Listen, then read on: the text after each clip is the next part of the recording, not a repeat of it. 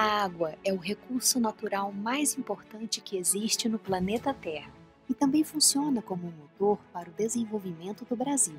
A água está presente na produção de alimentos, nos produtos industriais, na natureza, na geração de energia, nos momentos de diversão e no processo produtivo de quase tudo que compramos e utilizamos. Da nascente à foz, a água é compartilhada por todos nós e o nosso compromisso com ela é simples: cuidar para que não falte a ninguém e a nenhuma atividade econômica. Afinal, a água é uma só. A Agência Nacional de Águas e Saneamento Básico, a ANA, está aqui para ajudar nesta missão, trabalhando diariamente na regulação a fim de que todos e todas tenham acesso à água de qualidade e na quantidade necessária. É ela que faz as regras de referência para o setor de saneamento básico. Assim, contribui para a nossa população ter água nas torneiras e esgoto tratado, além de ruas limpas e sem enchentes. A agência também realiza ações de prevenção de crises, especialmente em relação a secas e inundações. Além de ser a entidade central de consulta de dados sobre a segurança das nossas barragens, a ANA também produz várias informações técnicas que ajudam estrategicamente a nossa sociedade. E a ANA não está sozinha. Ela atua em cooperação com várias instituições de forma integrada e participativa, e é a sua contribuição para o país que desejamos às atuais e às futuras gerações.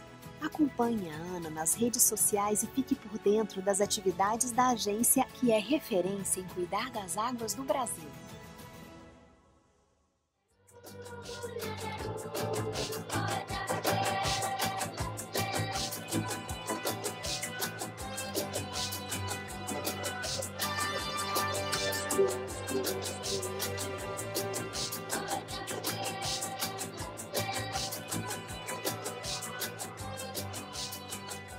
Eu me chamo Saulo Aires, né? Estou como coordenador de mudanças climáticas da Agência Nacional de Águas e Saneamento Básico, e uma das principais missões dessa coordenação é lidar com a questão do impacto da mudança climática nos recursos hídricos.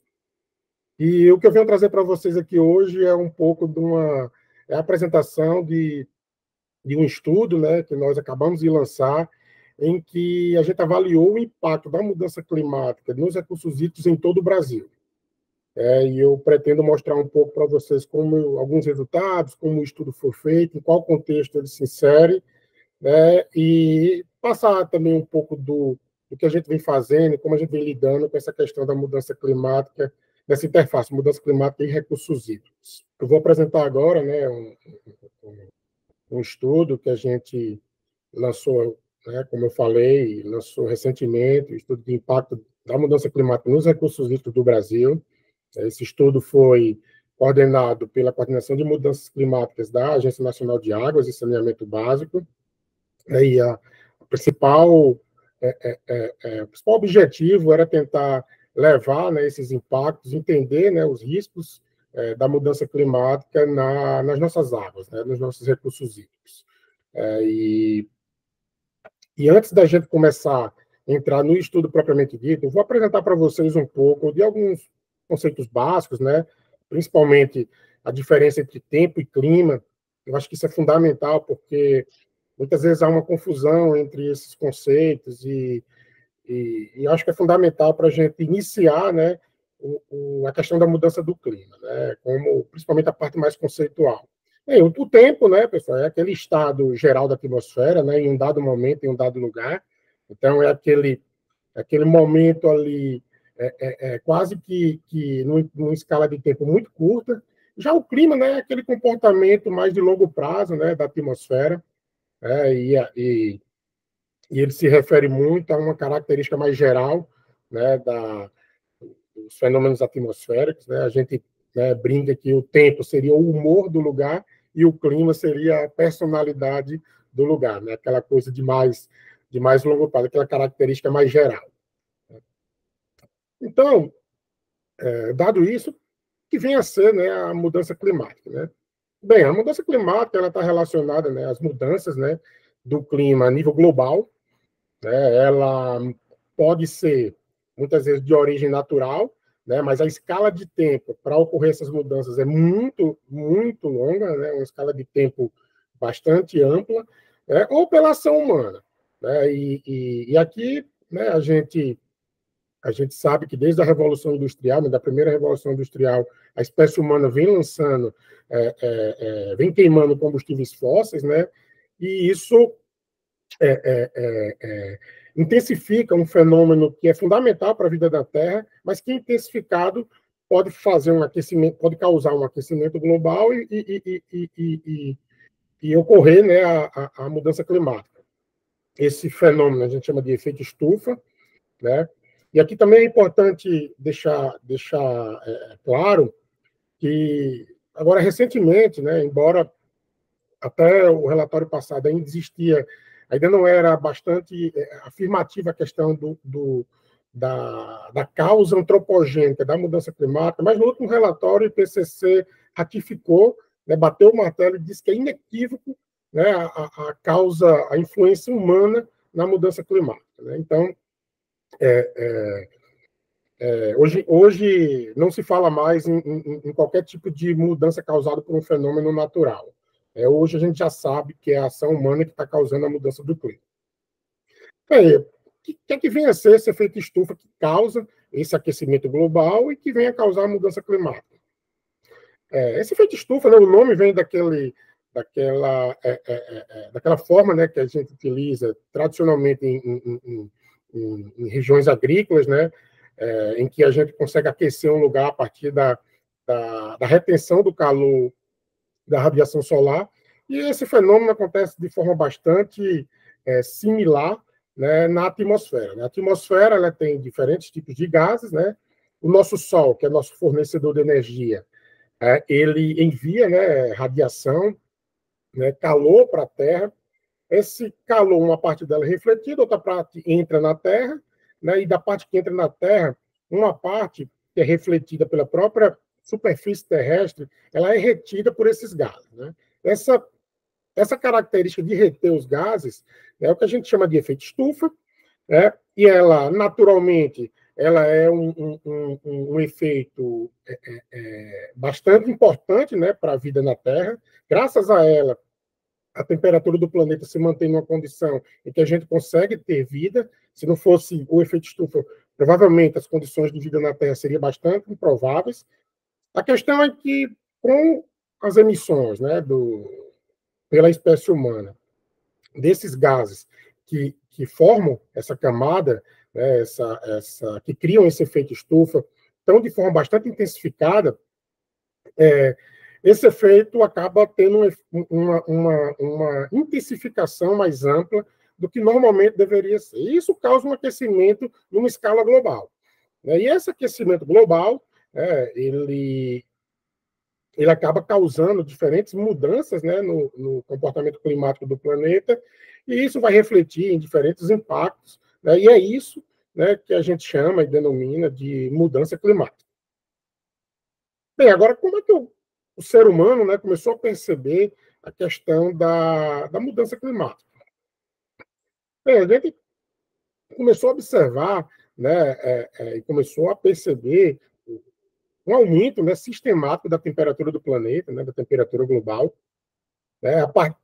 Começou-se a perceber também aquecimento dos oceanos, um encolhimento bastante acelerado, né, dos lençóis de gelo, né, principalmente nas regiões mais extremas, na Groenlândia, né, nos polos, né, na Antártica. Esse derretimento, né, causou um recuo das geleiras, né, a cobertura de neve foi diminuindo, a elevação do nível do mar, né, por consequência disso, né, um declínio do gelo lá do Oceano Ártico, né, uma grande quantidade, uma intensificação, né, da frequência de eventos extremos começou a ser percebida, né, uma acidificação também do oceano. Então, tudo isso aí foi compondo, né, um conjunto de evidências que ratificava, né, a questão da mudança climática. Né? De forma adicional, né, a gente também, e aqui no Brasil, a gente também começou a perceber também uma série de eventos extremos. Aqui eu trago aqui algumas imagens do de eventos extremos na Amazônia, né? Onde a gente vê, em alguns momentos, uma seca bastante severa, depois uma cheia, depois volta para uma seca, depois vai para uma cheia, né? Numa frequência bastante rápida, né? Desses eventos muito extremos. E tudo isso, né, foi montando, né, o quebra-cabeça para que, de fato, a gente concluísse que o planeta estava com um clima em mudança. Mas aí faltava, né, assim, um pouco também uma ratificação científica das causas, do que de fato, se de fato aquilo que nós já estávamos percebendo, monitorando todas aquelas mudanças, se de fato a ciência ratificava aquilo que já era bastante perceptível para o ser humano. Então,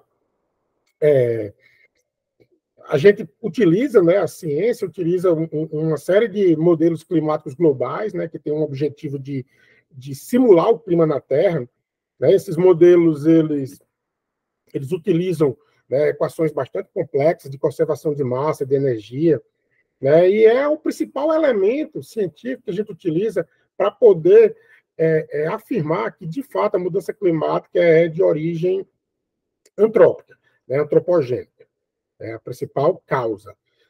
E esses modelos, eles rodam, né, em supercomputadores, né, eles foram evoluindo ao longo do tempo. Essa questão do aumento da intensificação do efeito estufa, né, da maior quantidade de gases de efeito estufa na atmosfera, e essa sua ligação com a temperatura já era conhecida há muito tempo, né?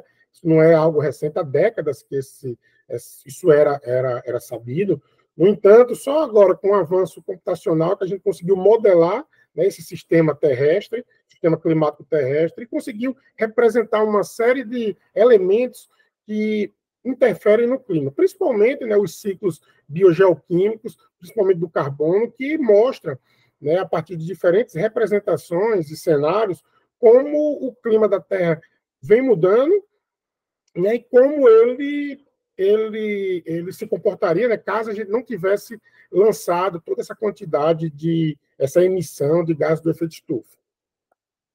Isso aqui é interessante, que é um pouco dos centros de pesquisa que desenvolvem esses modelos climáticos, né, globais, e que, de certa forma, demonstra, né, uma robustez científica, uma vez que a gente tem um grupo muito enorme, espalhado por todo o mundo, né, nessa questão de desenvolvimento, né, desses modelos climáticos, que vem a ratificar aquilo que a gente já vem observando e monitorando no clima na Terra, né?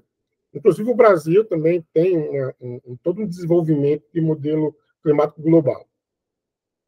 Bem, e aí como é que a ciência chegou, né? Assim, eu poderia aqui passar aqui várias horas, né, falando de todas as evidências, causas, né, científicas, né, que a gente vem observando e que vem ratificando a influência humana no clima da Terra, mas essa figurinha aqui ela é bastante representativa, né? Ela mostra que no eixo aqui Y, aqui a temperatura, né? E mostra várias simulações desses modelos climáticos, né? Considerando um planeta sem emissão, sem efeito humano, né? Só com causas naturais, e a gente observa que o clima na Terra ele iria variar, mas não tanto. E quando a gente incorpora dentro desses inúmeros modelos, e essas faixas aqui são a representação dessa quantidade enorme de simulações, a gente observa que o que explica a subida da temperatura, a elevação da temperatura na Terra, o que ratifica, o que faz com que esses modelos consigam representar essa elevação da temperatura são os efeitos humanos. É quando a gente incorpora, inclui a questão humana dentro desse tipo de modelagem. Bem, aqui mostra várias características, né, de crescimento da espécie humana no planeta, né, esse crescimento, principalmente depois da década de 50, né, população, PIB, né, energia, né, uso de água. E aí, quando a gente associa com tendências do sistema terrestre, é meio que uma correspondência bastante próxima, né? Ou seja, que só essa série de elementos, esse grande crescimento está totalmente associado com uma série de comportamentos e de aceleração né, de uma série de características do nosso sistema terrestre, principalmente associadas ao clima. Então, aqui a gente vê claramente, né, que, de fato, o papel humano ele é essencial e é a causa-chave da mudança do clima no nosso planeta, né? E aí, né, dado toda essa comprovação, isso durante um certo tempo ficou muito dentro das esferas científicas, né, assim, desde ali do final da década de 70 e início da década de 80, os cientistas já vinham alertando, embora ainda com os modelos climáticos ainda embrionários, ainda ganhando corpo, evoluindo para poder chegar nos níveis da qualidade e na acurácia que a gente tem hoje.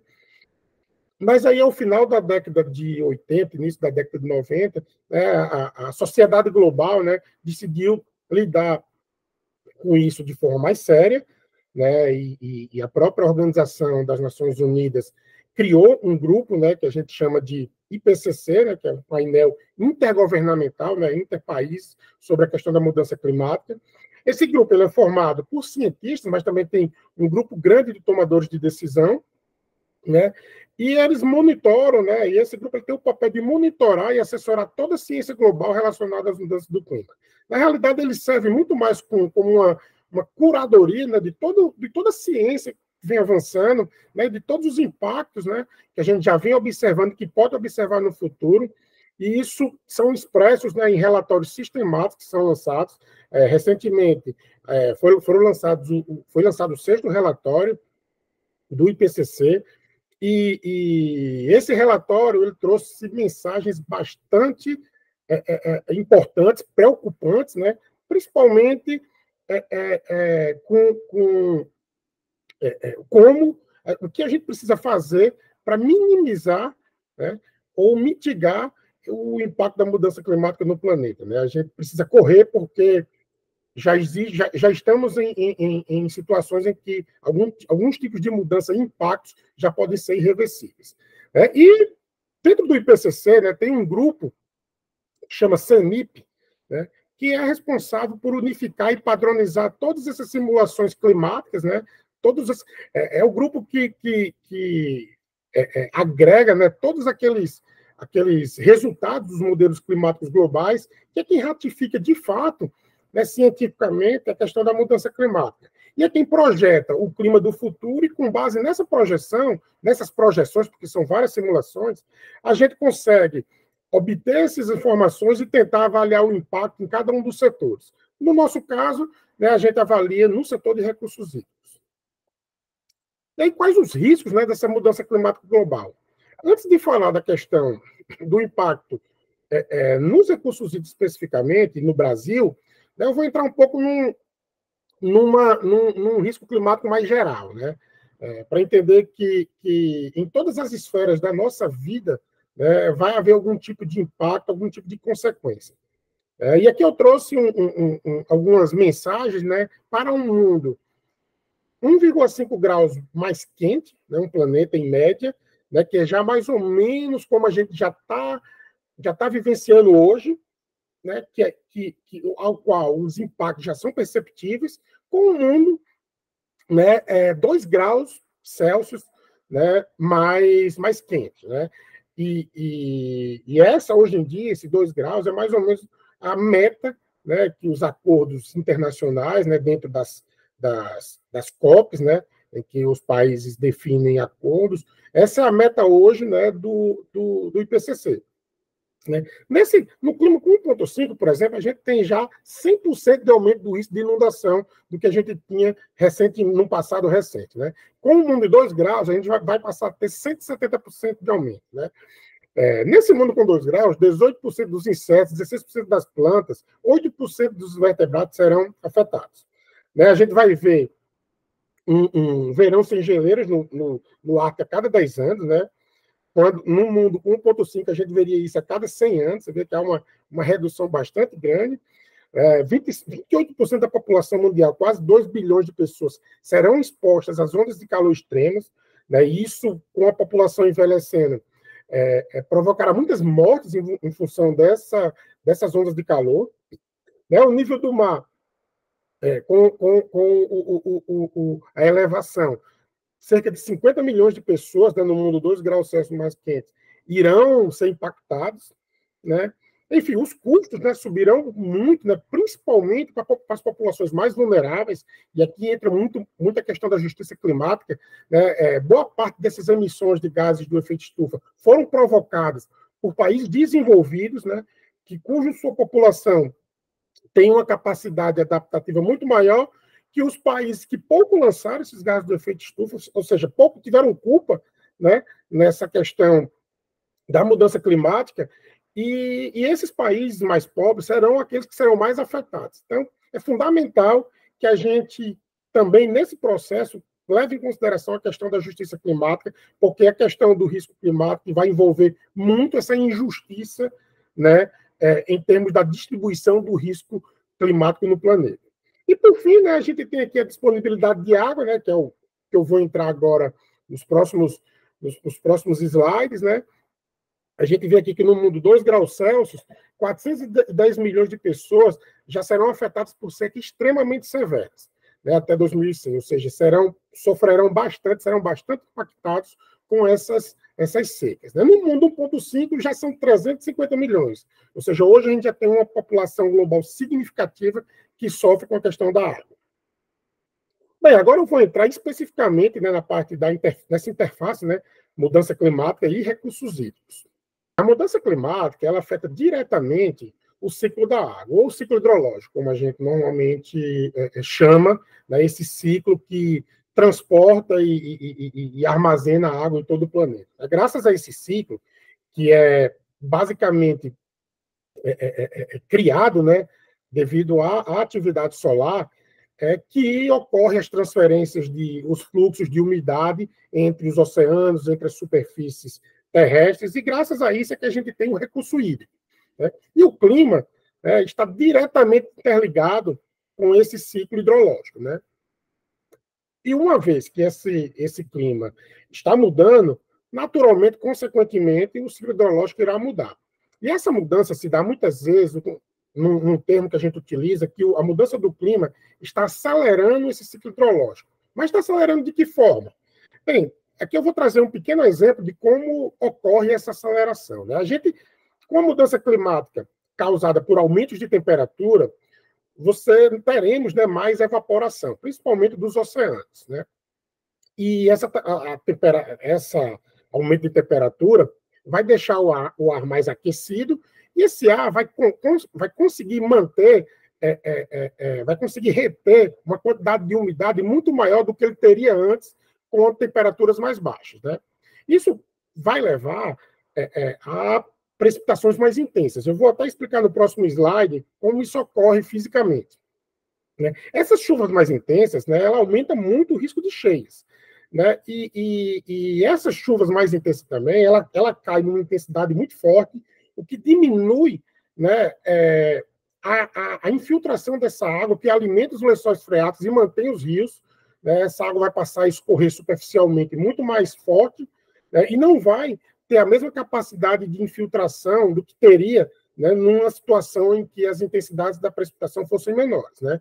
Esse efeito combinado, aumento de temperatura, aumento de evaporação, aumento e diminuição da infiltração, aumenta também, né, além do risco de cheias, o risco de seca. Aqui a gente tem uma ilustração, né, para a gente entender como que esses eventos extremos eles são intensificados. Né? Ora, ocorre muita dúvida de muita gente, né, que se pergunta como é que como ao mesmo tempo vou ter um aumento de eventos extremos de chuva e, por outro lado, também terei aumentos de seca, ou seja, não terei água. Como é que isso ocorre? Bem, o processo de chuva acontece, se a gente encarar a atmosfera como um reservatório, né, ele acontece, e o reservatório tem esse tamanho aqui, ó, nessa figura superior à esquerda, o processo de chuva acontece quando esse reservatório enche, né, quando ele satura. Né? O aquecimento global, ele faz com que, fisicamente, eu aumente o tamanho desse reservatório. Né? Ou seja, para ele chover, né, eu preciso de muito mais água. Né? Então, quando ele chove, como o reservatório é maior, a quantidade de água que vai cair em forma de precipitação é muito maior. Isso são os eventos extremos de cheias, né? Por outro lado, para mim encher esse reservatório, eu vou precisar de um fluxo de umidade muito maior do que eu tinha antes. Então, e nem sempre esse fluxo de umidade vai chegar. O que acontece é que eu vou ter menos chuva, porque eu não vou conseguir encher esse reservatório, e eu vou aumentar também a frequência de secas. Então, a dificuldade em eu saturar a atmosfera de vapor de água faz com que eu aumente a frequência de secas, né, em virtude desse aquecimento da temperatura. Por outro lado, quando esse reservatório encher, as precipitações serão muito mais intensas, porque a quantidade de água retida em forma de vapor atmosférico é muito maior do que eu teria antes em temperaturas mais baixas. Então, isso faz com que aumente esses eventos extremos, e nós, da área de recursos hídricos, temos que estar atentos, quantificar esse novo risco, que é esse aumento dessa frequência desses eventos e que impacta todas as pessoas do planeta.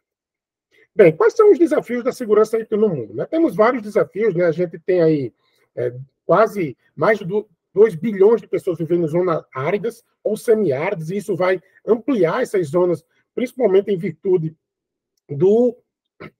dessa frequência maior de secas, né? Que tende a mudar toda a vegetação daquelas regiões que são semiáridas. Né? A gente vê que ainda tem cerca de 1 bilhão de pessoas que não têm acesso à água potável, né? 2 bilhões de pessoas que não têm acesso mínimo de saneamento básico. Né? A gente vê mudanças nos padrões, né, de intensidade e frequência de chuvas, como eu falei. Né? Essa redução nos recursos hídricos e essa intensificação dos eventos extremos vai impactar principalmente a agricultura, ou seja, vai pôr em risco toda a segurança alimentar, que está diretamente atrelada à segurança hídrica. Né? A gente vai ter problemas de conflitos, né? Várias nações, né, cerca de 145, compartilham bacias hidrográficas, ou seja, compartilham as águas, e com a intensificação desses eventos extremos, a tendência é que haja maiores conflitos, né, entre esses países. A gente já vê vários sinais, né, de conflitos por causa da água. A gente vai observar também um aumento muito grande nos custos, né, para a gente tratar as águas, um aumento grande também nas perdas, na diminuição, nas perdas de espécies aquáticas, ou seja, a gente vai ter uma perda na biodiversidade do planeta, principalmente a biodiversidade aquática, né? Estima-se que em água doce a gente pode, dependendo do cenário, diminuir cerca de 50%. Então, a gente tem uma série de impactos, né, globais, e isso, claro, vai se refletir também no Brasil.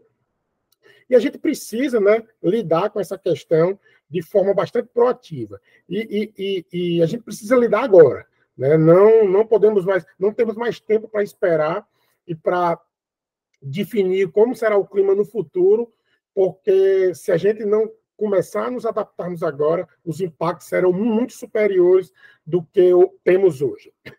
E aí, o papel da Agência Nacional de Águas e Saneamento Básico, como uma agência que implementa a Política Nacional de Recursos Hídricos e lida com esses eventos extremos, é fundamental. Eu vou começar a trazer agora um pouco, né, de como a ANA vem atuando nessa questão do clima, né, não necessariamente apenas a mudança climática, mas as variabilidades climáticas também. Né? Antes de ter a mudança climática, a gente já convivia com secas e cheias, né? E agora a mudança climática veio para ampliar os fatores de risco que nós já tínhamos no Brasil antes desse problema ser intensificado e ser detectado. Né? Então, a gente, dentro da ANA, dentro da agência, a gente desenvolve uma série de estudos e projetos, né, e planos, em que a gente busca, dentro de um conceito de risco de clima, o risco climático, né, fazer um diagnóstico inicial do clima. Né? A gente tem vários estudos e projetos, né, nessa questão de diagnóstico, né? Desde o monitoramento, a gente avalia mudanças, né, no nosso clima, na nossa hidrologia. A gente avalia também, dentro desse contexto de diagnóstico, os cenários climáticos futuros. E tem todo um outro papel, que é como os usuários de recursos hídricos, né, os diferentes usuários, os agricultores, o setor de geração de energia, a indústria, a população urbana, né, como eles são impactados por essa questão do risco climático e como a gente define diferentes estratégias de adaptação, né, dentro daquilo que a gente chama de segurança hídrica.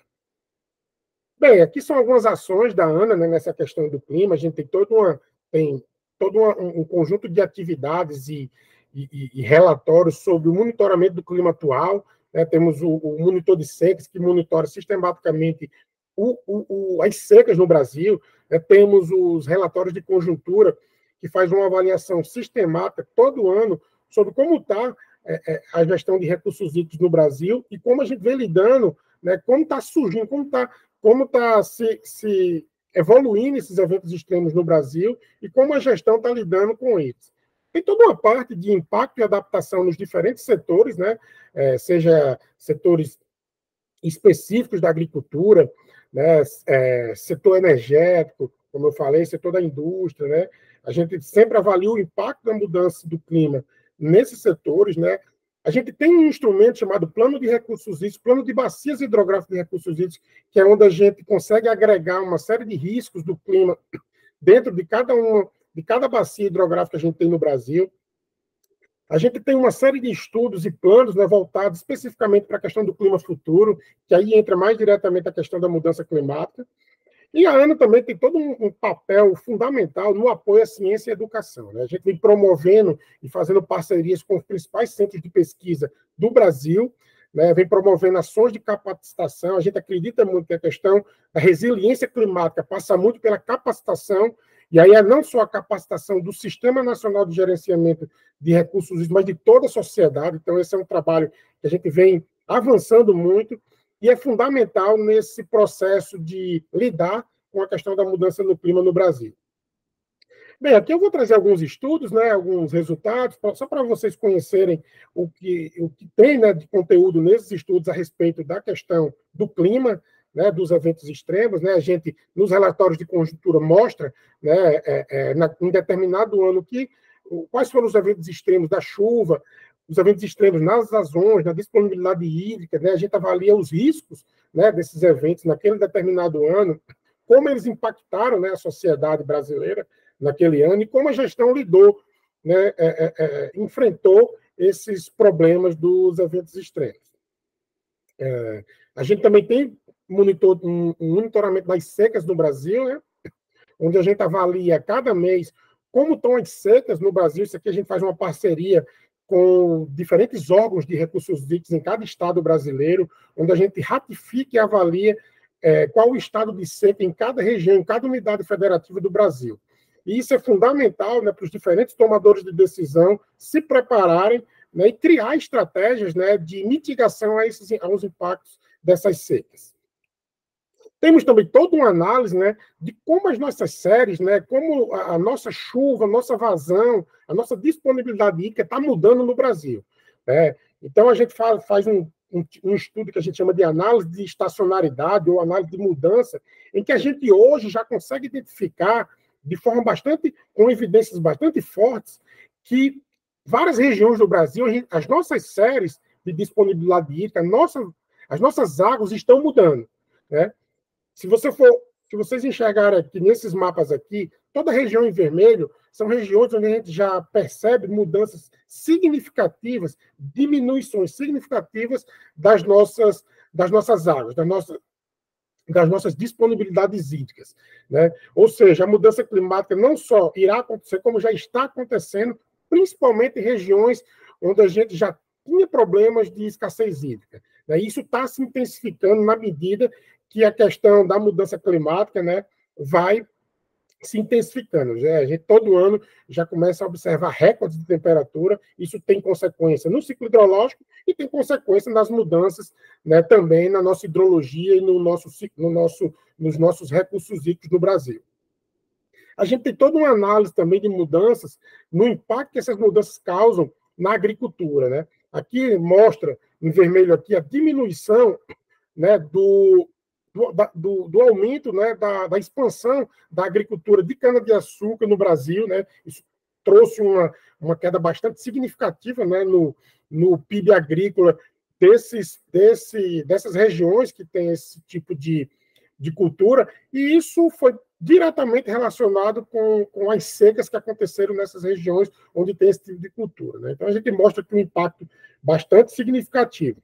A gente tem também classifica também na ANA um índice de segurança hídrica, né? A gente desenvolveu esse indicador de segurança hídrica dentro de um plano nacional de segurança hídrica, onde nesse indicador a gente consegue olhar para todas as dimensões da água, dimensão humana, dimensão ecossistêmica, dimensão econômica, né? E a dimensão resiliência. Esse indicador que a gente chama de IDH das águas, é possível qualquer brasileiro, qualquer pessoa ver qual o grau de segurança hídrica ele está convivendo e qual o grau de segurança hídrica ele terá no futuro. A gente, inclusive, está atualizando esse indicador para poder considerar de forma mais explícita a questão da mudança climática. Bem, agora eu vou entrar diretamente na questão da mudança climática propriamente dita, ou seja, como o clima evoluirá no futuro, né, e como isso será refletido e impactado no setor de recursos hídricos. Né? A ANA tem uma forte tradição, né, desde o início, desde a sua criação, em lidar com a questão da mudança climática. Né? Desde que ela foi criada em 2000, a gente vem atuando nesse tema, e mais recentemente, em 2021, a gente incorporou explicitamente o impacto da mudança climática dentro do novo Plano Nacional de Recursos Hídricos. Né? Bem, o Plano Nacional de Recursos Hídricos, cujo diagnóstico e prognóstico utilizou o relatório de conjuntura de 2021, ele lidou, como eu falei, né, explicitamente com a questão da mudança climática, e a partir dos resultados que a gente teve da construção desse plano nacional, que propiciou que a gente definisse, inclusive, programas específicos para lidar com a questão da mudança climática e recursos hídricos, a gente resolveu fazer uma nova publicação especificamente sobre o impacto da mudança climática nos recursos hídricos, utilizando todo o aprendizado, todo o rol metodológico que a gente desenvolveu na época, né, na construção do Plano Nacional de Recursos Hídricos.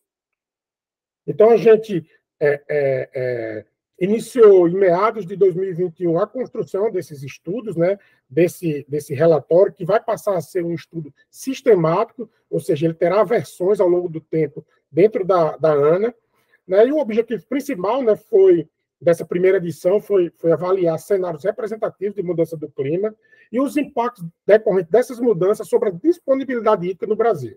E aí a gente avaliou vários horizontes, né, 3 horizontes temporais, e levou para a nossa escala de gestão. Isso foi fundamental para que a gente pudesse utilizar os instrumentos e avaliar a resiliência dos instrumentos de gestão nesse contexto de impacto da mudança climática na disponibilidade hídrica.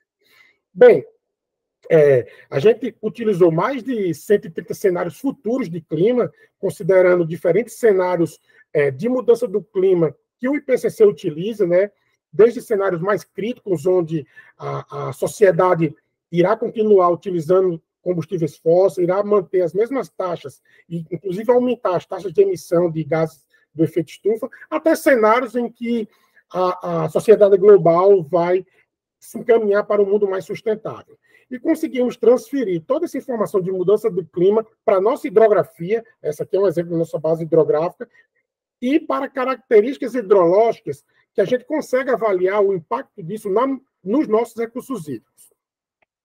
Bem, existe toda uma sequência de etapas, né, para a gente levar, desde a etapa em que a gente avalia o clima, a mudança do clima em si, aí aqui eu estou falando de temperatura, precipitação, evapotranspiração, né, outras variáveis hidrológicas, outras variáveis climáticas, que são obtidas a partir daqueles modelos climáticos que eu falei inicialmente. Esses modelos alimentam modelos hidrológicos, que é quem leva a informação do clima para os nossos rios, né, que transforma essa informação climática em informação de vazão, de escoamento superficial, né, e depois a gente utiliza modelos de sistemas de recursos hídricos para poder avaliar o impacto que vai ter na nossa sociedade para os diferentes usuários dessa mudança do clima. A gente considera uma série de incertezas, né, nesse processo, porque em cada uma dessas etapas, né, desde os cenários de emissão, né, em que a gente ainda, como sociedade, ainda não decidiu que mundo queremos no futuro, né, os políticos ainda estão discutindo, debatendo isso, e quanto mais intensificado for essa emissão, maiores são os impactos, né, a gente tem diferentes modelos climáticos globais para representar isso, né? Temos diferentes modelos hidrológicos, e tudo isso cria uma concha de incertezas. No entanto, essas incertezas não são desculpa para a gente não agir, muito pelo contrário. A gente já tem hoje metodologia suficiente para lidar com essas incertezas e avançar e entender qual tipo de impacto nós teremos, né, e qual o risco que esses impactos trará para os usuários de recursos hídricos, né, para toda a sociedade como um todo. A gente definiu uma metodologia inédita no Brasil para lidar com esse tipo de análise, né, dentro dos nossos recursos hídricos. Né, foi algo que a gente contou com o apoio de universidades, centros de pesquisa. Foi desenvolvido todo um arcabouço de metodologias e um arcabouço computacional, né, que depois a gente pretende disponibilizar de forma livre, né, e sem custo nenhum para toda a sociedade, né, e isso possibilitou todo esse envolvimento que a gente chegasse, né, nos resultados que eu vou mostrar agora, que é um pouco de alguns recortes de resultado. Primeiro eu vou mostrar para o Brasil, depois vou fazer 2 recortes regionais para haver um entendimento de que o estudo, embora seja nacional, é possível que cada usuário, dependendo do seu domínio espacial, do seu interesse, você pode consumir, consultar e utilizar esse estudo como uma estratégia de adaptação para cada tipo de usuário. Bem, aqui, nesses gráficos aqui, a gente vê, no gráfico da esquerda, a gente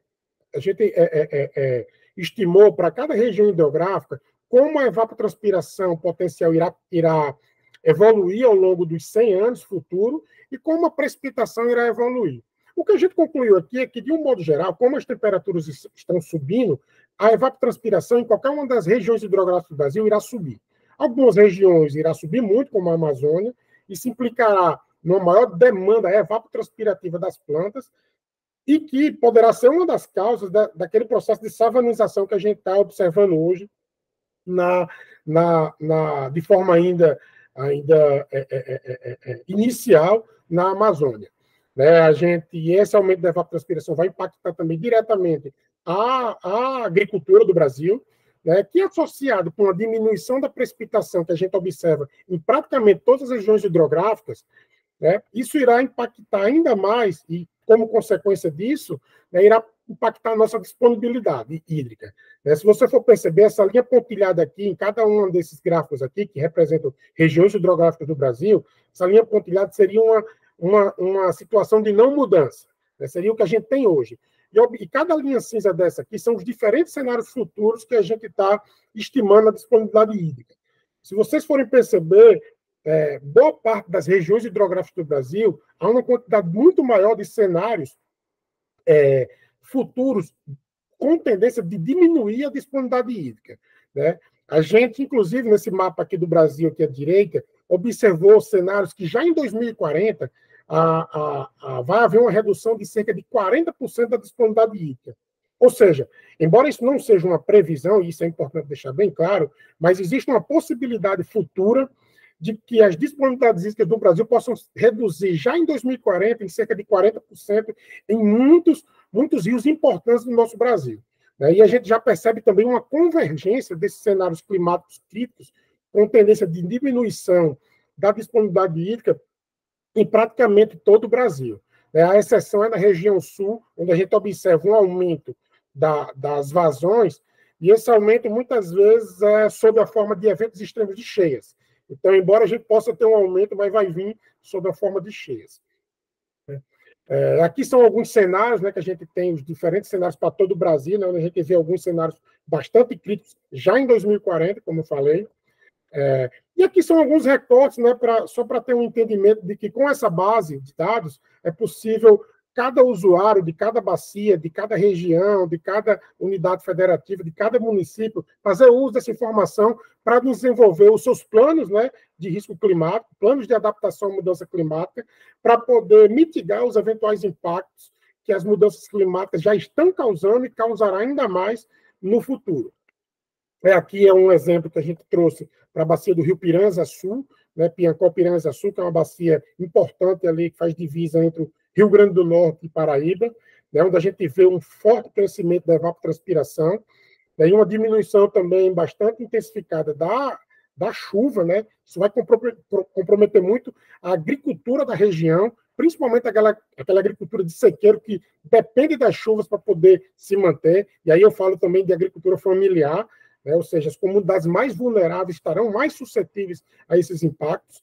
Isso vai impactar, né, fortemente na redução da disponibilidade hídrica, os reservatórios da região, que é a fonte fundamental de disponibilidade hídrica dessa região, vão ficar mais secos, né, e isso vai causar um impacto direto em toda a sociedade da região. Aqui também eu trouxe um recorte também para o estado do Mato Grosso do Sul, que foi uma apresentação recente que a gente fez lá para o estado, né, um estado muito importante, principalmente para o agronegócio brasileiro. E aqui também a gente vê uma característica bastante similar ao que a gente encontrou na bacia do Piranhas Sul, né? Aqui é considerando o estado do Mato Grosso do Sul como um todo, né? A gente percebe um forte crescimento da evapotranspiração potencial e uma diminuição das precipitações. Isso vai acontecer em qualquer dos cenários, né? Mesmo naquele cenário onde a gente vai diminuir bastante a emissão dos gases de efeito estufa, a gente já vai ter impacto. Isso a gente pode observar, inclusive, esse ano, a região, hoje, essa região hidrográfica da Bacia do Paraguai, no qual está localizado boa parte do estado do Mato Grosso do Sul, vai viver provavelmente a pior seca da história, né, do que a gente tem registrado, né, do que a gente tem de monitoramento, né? Ou seja, esses impactos que eu estou mostrando, embora a gente esteja olhando aqui um pouco para o futuro, mas eles já estão acontecendo. Né? E isso vai impactar, vai diminuir muito as disponibilidades hídricas, né? Como a gente vê aqui nesses gráficos aqui, onde boa parte dos cenários, independentemente do cenário de emissão, vai acontecer diminuições das reservas hídricas do Estado, e isso vai impactar não só a agricultura, o agronegócio, mas também vai impactar toda a sociedade como um todo, e a sociedade brasileira e global, que com certeza pagará, por exemplo, mais caro pelos preços dos alimentos, né? Porque a gente vai ter uma escassez maior em virtude dessa diminuição da disponibilidade hídrica, que vai afetar o setor e a segurança alimentar no Brasil e, por consequência, em todo o planeta. Aqui são mapas mostrando, né, em cada trecho da hidrografia do estado do Rio Grande do Sul, onde vai diminuir mais ou menos. É importante também que a gente tem percebido que cenários mais críticos de emissão vai causar diminuições de disponibilidade hídrica mais fortes, ou seja, ainda dá para a gente diminuir os impactos. Se a gente continuar emitindo mais gases do efeito estufa, os impactos serão ainda mais drásticos, né, mas o risco será ainda maior da diminuição da disponibilidade hídrica. Né? E, por fim, né, gente, assim, eu vou entrar agora aqui nas considerações finais, né, acerca desse estudo, desse importante estudo, né, que está disponível para todos, né, todos os resultados, toda a metodologia, né, todas as informações estão lá e tá feito de uma forma clara para que qualquer usuário possa avaliar, né, os riscos que serão, que já estão passando e que passarão no futuro, a depender, né, do cenário climático futuro.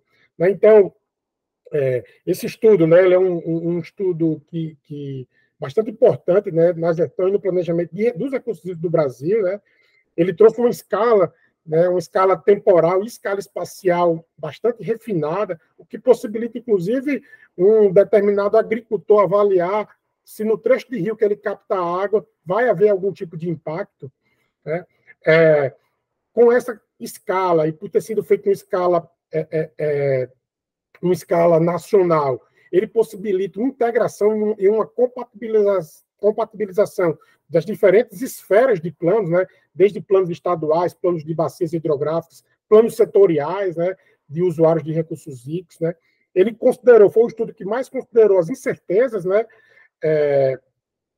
E aí, em que pese tem a incerteza, mas a gente já tem uma série de ações que a gente pode lançar a mão, independentemente de qual cenário irá se constituir, em que pese, né, a gente tenha visto uma convergência maior para cenários mais críticos de seca. Né? Esse estudo, né, a gente vem tratando ele como uma ferramenta de justiça climática, né, uma vez que ele diminui as assimetrias de informação em todas as regiões brasileiras, e possibilita que qualquer um, né, possa se preparar utilizando o mesmo nível de informação, independentemente da classe social, da capacidade da região. Ele pode utilizar o mesmo nível de informação para poder definir, né, sua estratégia de adaptação. A gente observou, né, que a exceção do Sul há uma convergência, né, pela diminuição da disponibilidade hídrica, né, muito em função do aumento da evapotranspiração potencial e diminuição das chuvas, né. Esse aumento da temperatura e da evapotranspiração irá impactar fortemente a irrigação, né. O consumo humano também será bastante impactado por esse, e principalmente a capacidade de reservação, né. No Sul, onde a gente observou um aumento da disponibilidade hídrica, a gente observa que esse aumento vem sob condições de aumento de eventos extremos de cheias e inundações, né? Observamos também que cenários de aumento de emissão de gases de efeito estufa impactarão ainda mais, né, a redução da disponibilidade hídrica. E, enfim, embora a gente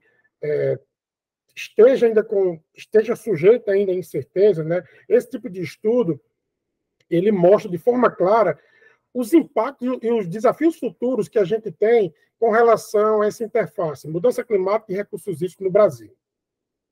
Bem, a gente, como eu falei no início, né, a Ana vem atuando de forma bastante proativa, né, nessa questão da adaptação. A agenda dos recursos hídricos é uma agenda de adaptação, ou seja, a gente já está se preparando para a mudança já está acontecendo, e a gente vem desenvolvendo uma série de ações, né, para mitigar os eventuais impactos, né, que a gente já está observando, que vem observar no futuro, dessa diminuição da disponibilidade hídrica, né? A gente tem atuado com o monitor de seca, né, observatórios regionais, como que a gente tem da Amazônia, sistemas de alerta precoce de cheias. A ANA tem apoiando muito soluções baseadas na natureza, principalmente em regiões estratégicas, né, já pagando por serviços ambientais.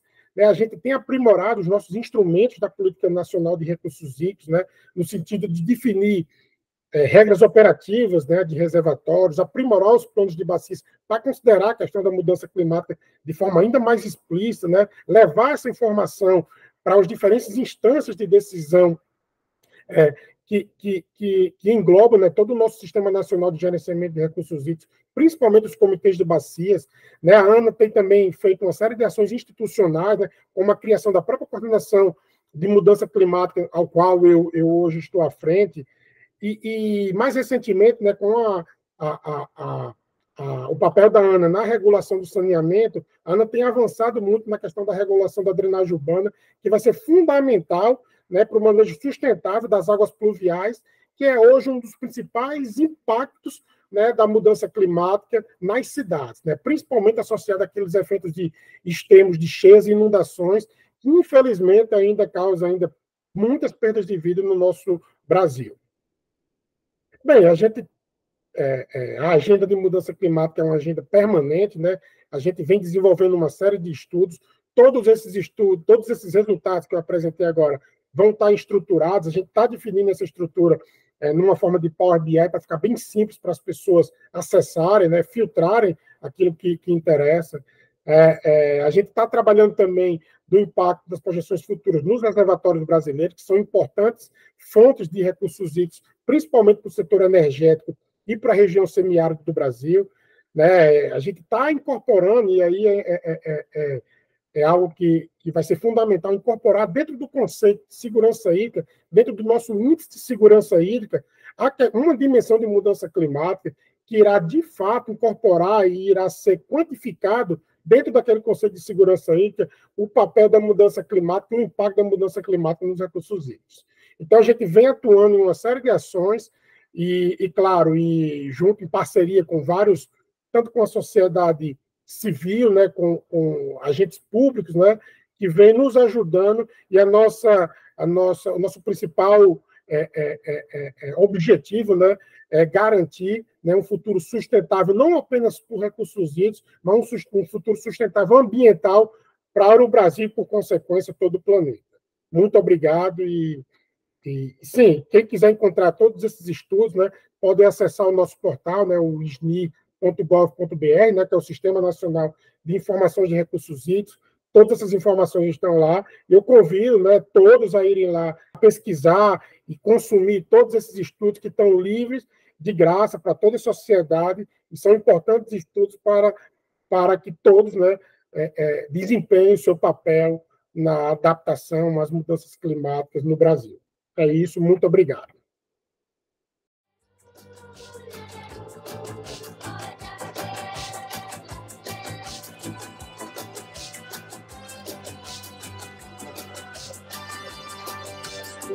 Deus.